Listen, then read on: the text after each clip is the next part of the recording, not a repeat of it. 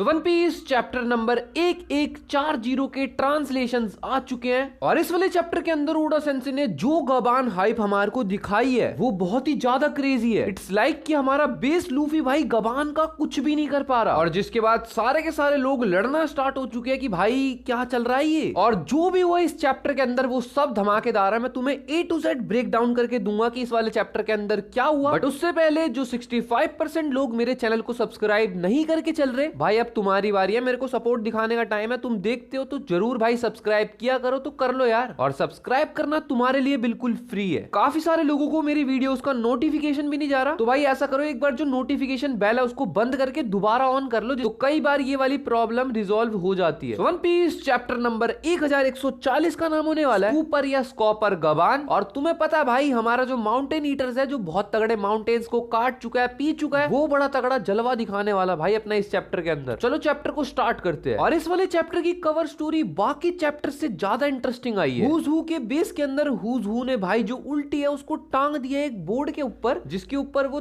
ताना लगाते हैं ना जैसे हम, तो भाई चक्कू फेंक के मार रहा है उल्टी के ऊपर। और पेज 1 को इन्होंने साइड में दबोच रखा है। यहाँ पे उल्टी की जो सिचुएशन है वो बहुत ज्यादा खराब है। वो हुज हू को वार्निंग दे रही है कि अगर उसके भाई को कुछ हुआ तो हुज हू का कुत्ता भर देगी वो फिर। और पिछले चैप्टर का जहाँ पे एंड हुआ था भाई, जहाँ पे गबान ने लूफी को बोला था कि अगर तेरे को चाबी चाहिए तो भिड़ मेरे से, और वही वाली चीज को सुन के रोड भाई इस टाइम पे शॉक्ड है कि लड़ना क्यों है भाई। और लूफी भी यहाँ पे यही बोलता है कि मैं एक बूढ़े आदमी से क्यों भिड़ू भाई, चाबी दे मेरे को यार, मैटर खत्म कर, क्यों लड़ना है भाई तेरे से। बट यहाँ पे गबान लूफी को बार बार छेड़ रहा होता है कि भाई तेरे को चुरानी पड़ेगी ये। और लूफी वहाँ पे गुस्से में जाके बोलता है बुढ़ाओ अंकल तू रुक, मैं आई गया। जहाँ पे जोरो एक बात को याद कर रहा होता है, जहाँ पे कॉलन ने इनको बताया था कि जो उसके फादर है वो एक बहुत ही स्ट्रॉन्ग पायरेट है और जो ओल्ड जायंट्स हैं उन तक को हराने का मादा रखते हैं, तो तुम समझ सकते हो वो काफी ज्यादा स्ट्रॉन्ग है, ये कॉलन ने बताया था इनको। और लूफी यहाँ पे अपना फर्स्ट अटेम्प्ट देता है, जहाँ पे लूफी नॉर्मली अपने हाथ को स्ट्रेच करके चाबी छीनने की कोशिश करता है गबान से, बट गबान भी लाइक इतना इजीली, और गबान फटाफट से चाबी अपने दूसरे हाथ में ले आता है, जिसको देख के लूफी भी लाइक भाई क्या कर रहा है ये। फिर लूफी अपने हाथ को स्ट्रेच रखते हुए भाई काफी बार इधर उधर अपने हाथ को करने की कोशिश करता है, बट गबान भाई चाबी के साथ खेल रहा है। इट्स लाइक लूफी उससे चाबी नहीं ले पा रहा भाई। तो लूफी भी बोल देता है भाई बुड्ढे तेरे साथ दिक्कत क्या है भाई, चाबी दे दे यार मेरे को, भाई मेरे को लोकी को खोलना है अंकल जी, मेरे पास टाइम नहीं है इतना। बट गबान भी लाइक भाई चोरी कर लेना फिर। और यहाँ पे लूफी बोलता है जैसी तेरी मर्जी। लूफी दोबारा से उसके ऊपर अटैक करने की कोशिश करता है, बट भाई गबान हवा में जा चुका है और वो चाबी को एक वेपन की तरह लूफी के ऊपर यूज करने वाला है। बट लूफी देखता है भाई इसने चाबी के ऊपर हाकी ले आया, और यहाँ पे चाबी के अंदर से भाई तुम ये लगा लो हाकी निकल रही है। तो भाई गबान ने शो तो करना स्टार्ट कर दिया भाई अपना खेल, और भाई गबान दे के चाबी मारता है लूफी के ऊपर, और वहां पे जो भी होता है भाई वो सब टूट फूट चुका है। नामी भी शॉक्ड है कि भाई कितना स्ट्रॉन्ग है ये, और लूफी को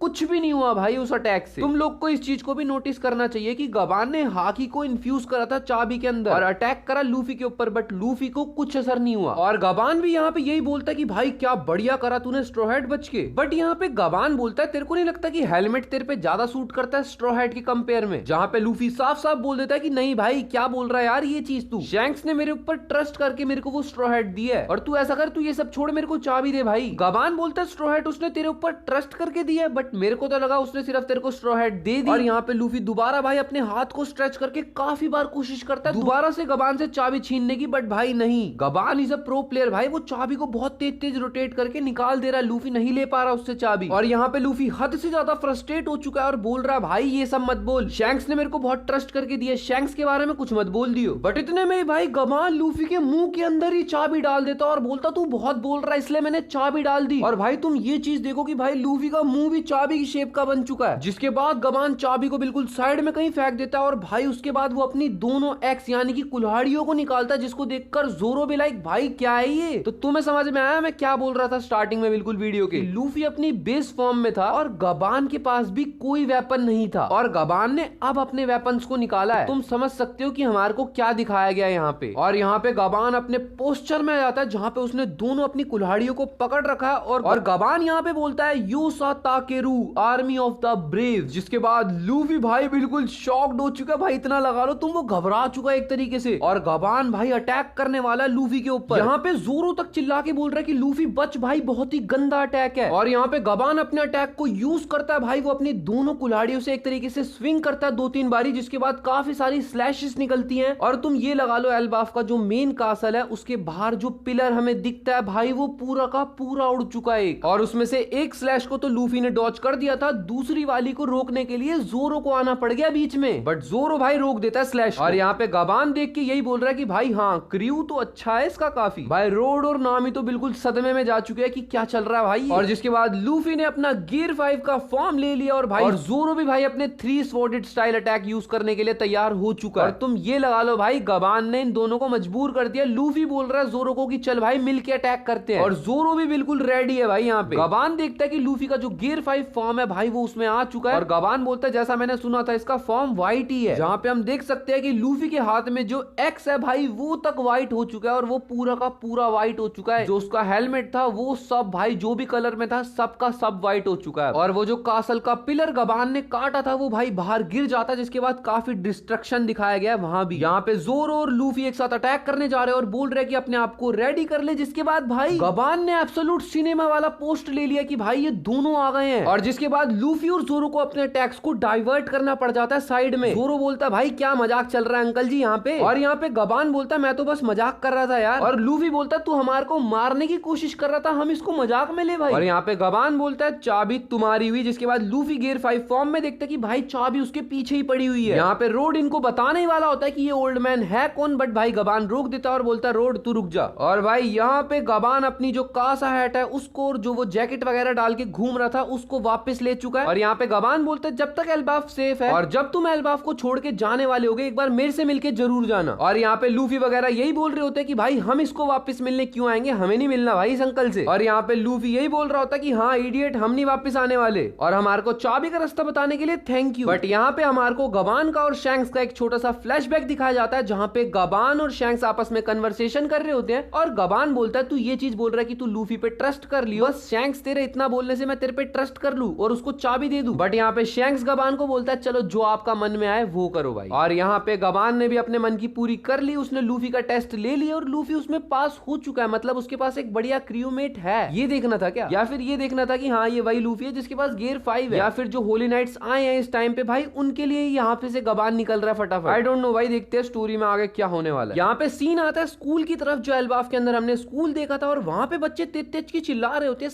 सेंसे एक बार देखो यार जरा। टीचर यहाँ पे परेशान है कि भाई क्या हो गया, बट यहाँ पे जो एल्बाफ के किड्स है वो बता रहे हैं कोई एक बर्ड जा रहा है और ये वही बर्ड देख पा रहे हैं जिसके ऊपर शैमरॉक और गन को उड़ रहे हैं। बट यहाँ पे बच्चों को तो दिख जाता है बट टीचर को नहीं दिखता। टीचर बोलती है क्या है ये, और क्योंकि सीन आया था स्कूल की तरफ जो कि सन वर्ल्ड के अंदर है तो ये बोलते हैं कि भाई गन को बोलती है यहाँ पे स्कूल भी है तो इससे तो हमारी चीजें और ज्यादा आसान हो गई। तो गन को बोलती है ठीक है मैं उनको समन करती हूँ, जिसके बाद वो अपने हाथ को आगे करती है और वही जादुई चक्र जिसके अंदर से एक एक करके प्रेजेंट होते हैं गन को उन्हीं के ऊपर हाथ करके कुछ बुला रही होती है, जिसके बाद 2 होली नाइट्स और समन होते हैं उसी फॉर्म में जैसे पहले ये दोनों हुए थे। तुम्हें नहीं लग रहा यहाँ पे इनको समन करना पड़ता है? तो शैमरॉक और गनको को समन किया किसने भाई, मेरे को इस चीज को जानने में इंटरेस्ट है, या फिर ये अपने आप आए थे? क्योंकि तुम देख लो भाई यहाँ पे गन को बुला रही है और यहाँ पे एक होली नाइट अभी हमारे को दिखाया नहीं गया, वो बोल रहा है आई सी व्हाट यू मीन, मैं चला जाऊंगा बट मेरे को कोई दिक्कत नहीं है भाई। और दूसरा वाला होली नाइट बोल रहा होता है हमें स्टार्ट कहां से करना है और एबिस का क्या। तो यहाँ पे जो ये एबिस वर्ड यूज किया जा रहा है वो जो जादुई चक्र तुम देख रहे थे उसको इन्होंने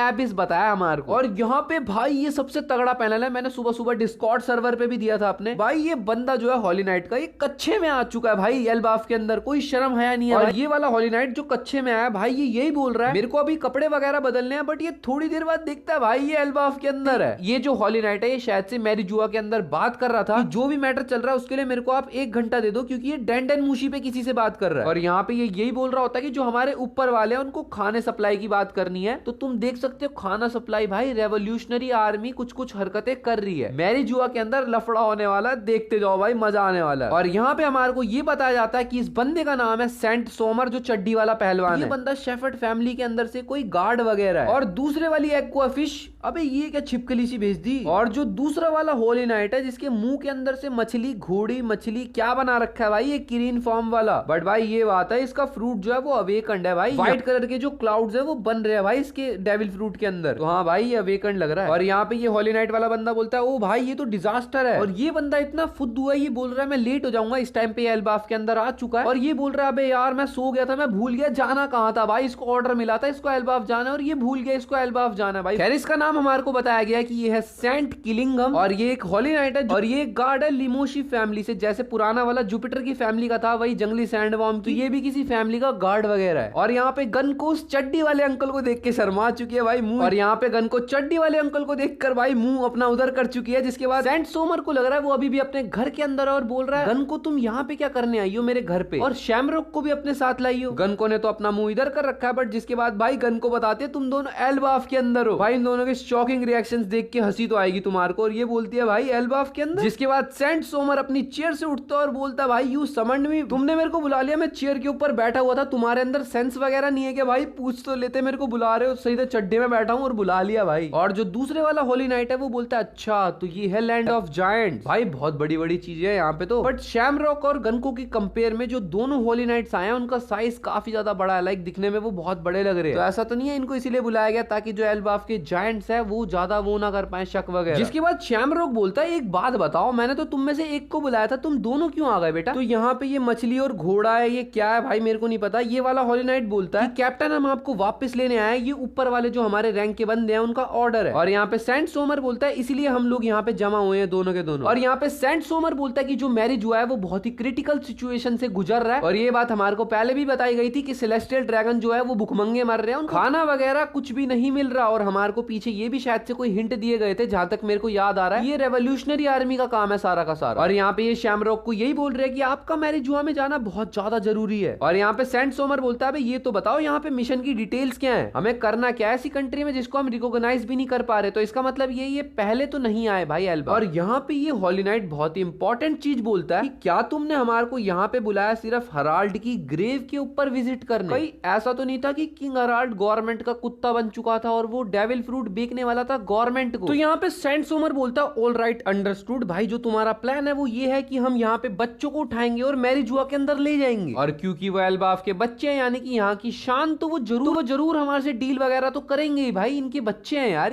जो वो घोड़े और मछली वाला होली नाइट है वो बोलता है भाई देखो जिनकी बॉडी पर कोई मार्क वगैरह होता है वही जा सकते हैं भाई उस जादुई गोले के अंदर से, हर कोई नहीं जा सकता, तो इनको तो हमारे को शिप से लेके जाना पड़ेगा। और जिसके बाद गन को बोलती है यार ये बंदा अगर तेरी एबिलिटीज से हम सोचे, बट जिसके बाद शैमरॉक बोलता है चलो भाई फिर इस चीज को एक गेम के अंदर कन्वर्ट कर देते हैं। और जिसके बाद हर किसी को यहाँ पे यही लग रहा है कि ये लोग यहाँ पे बनाना चाह रहे हैं गॉड वैली 2.2, बट क्या ऐसा हो सकता है, इस चीज के ऊपर तुम्हारा क्या ओपिनियन है भाई कमेंट करके जरूर बताना। और नेक्स्ट वीक कोई भी ब्रेक नहीं है, तो जो होली नाइट चड्डी पहलवान जो यहाँ पे आया था चड्डी के अंदर, शैमरॉक के चले जाने के बाद मेरे हिसाब से होली नाइट्स को एल्बाफ के अंदर वही लीड करने वाला है, क्योंकि वो कैप्टन टाइप दिखाया गया ऐसे। और जिस तरीके से सेंट सोमर वही चड्डी वाले बंदे ने बोला कि जो किंग हराल्ड है उनकी ग्रेव के ऊपर विजिट करने आया है क्या हम, तो ऐसा नहीं लग रहा कि किंग हराल्ड भाई गवर्नमेंट का बंदा है, नहीं तो होली नाइट्स वाले ये क्यों बोलेंगे कि भाई हम किंग हराल्ड की ग्रेव के ऊपर आए। और भाई गबान की जो हाकी है वो बहुत ही पावरफुल दिखाई गई है, और जिस तरीके से हमारे को दिखाया गया कि फाइट में क्या चल रहा है, मेरे हिसाब से भाई यहाँ पे एक और टाइम स्किप हो सकता है, टाइम स्किप नहीं तो भाई ट्रेनिंग सेशन तो मेरे हिसाब से पक्का हो सकता है। सारे लड़ रहे हैं कि भाई गबान ने लूफी को पेल दिया, जबकि लूफी अपनी बेस फॉर्म में था, लूफी बेस फॉर्म में कुछ नहीं कर पा रहा। तो मेरे हिसाब से लूफी बार बार बोल रहा था कि ओल्ड मैन आपसे भिड़ना क्यों है, तो हो सकता है लूफी भी भाई देखो लूफी भी हल्के में ले रहा हो, क्योंकि तुमने देखा भी उसके रिएक्शन ऐसे थे लाइक वो छीन रहा है बस मजे मजे में। और जब गबान ने अपना वही स्लैशेस वाला अटैक यूज किया तो उसके बाद लूफी को लगा कि नहीं भाई अब ये सिचुएशन आउट ऑफ कंट्रोल जा रही है, तो लूफी ने तब गियर 5 का यूज करने की कोशिश करी। तो मेरे हिसाब से इसके ऊपर कोई लड़ाई वगैरह नहीं बनानी चाहिए, गबान भी मजे ले रहा था और लूफी भी कोई इतना ज्यादा सीरियस मेरे को नहीं लगा शुरुआत। लूफी बाद में सीरियस हुआ जब गियर 5 का यूज किया उसने, वो भी तब जब गबान ने अपनी एक्स को यूज किया। और भाई मैंने तो इस चीज को अब नोटिस किया कि भाई गबान ने जब अपनी कुल्हाड़ियों से स्लैश अटैक को यूज किया, जब उसके बाद जब जो कासल है उसका जो पिलर गिर गया था, कासल के पिलर को गिरते हुए दिखाया गया तो उसके पीछे भाई जो बादल था वो तक कट गया भाई। दिस इज क्रेजी भाई, बहुत तगड़ी गबान हाइप दिखाई है भाई। और ये पावर स्केलिंग के चक्कर में हम लोग ये चीज भूल गए कि भाई जो सबसे इंपॉर्टेंट चीज है, जो हम सब लोग ये जानना चाह रहे थे कि ये जो गोरो से और ये जो होली नाइट से ट्रेवल कैसे करते हैं, हमारे को ये बता दिया गया कि ये एबिस के थ्रू ट्रेवल करते हैं। बट यहाँ पे उनमें से एक होली नाइट ने एक बहुत ही इंपॉर्टेंट चीज बोली, जिसकी बॉडी पर एक मार्क टाइप का होता है, वही इसमें से ट्रेवल कर सकता है। जब ये लोग जो बच्चे हैं उनको शिप में से लेके जाने की तैयारी कर रहे हैं, तो वो मार्क जो है क्या वो ईमू की दी गई कोई पावर है या फिर वो कहां से आई पावर है भाई, लाइक वो कोई लेजेंडरी पावर है या कोई डिमोनिक पावर है, ये भी तो हमारे को बताना चाहिए। और भाई एल्बाफ वाली जो आर्क है ये तो गॉड डी उसोप की होने वाली थी ना भाई, उसोप तो दिख ही नहीं रहा मेरे को कहीं पे भाई। गबान, शैमरॉक, लोकी, लूफी, सांजी, जोरो, भाई उसोप का क्या हो गया? उसोप तो भाई सच में बिल्कुल गायब हो चुका है। बट एल्बाफ चाह के उसोप अपने आप आपको जायंट वॉरियर घोषित करवा सकता है भाई। तो चलो इस वाली वीडियो को यहीं पे एंड करते हैं। आई होप तुम लोग को ये वीडियो पसंद आई होगी और अगले हफ्ते कोई ब्रेक नहीं है, इस चीज को याद रखना। तो वीडियो को यहीं पे एंड करते हैं। पसंद आई हो लाइक कर देना, चैनल पे नए हो सब्सक्राइब कर देना। मिलते हैं नेक्स्ट वीडियो में, तब तक के लिए बाय बाय।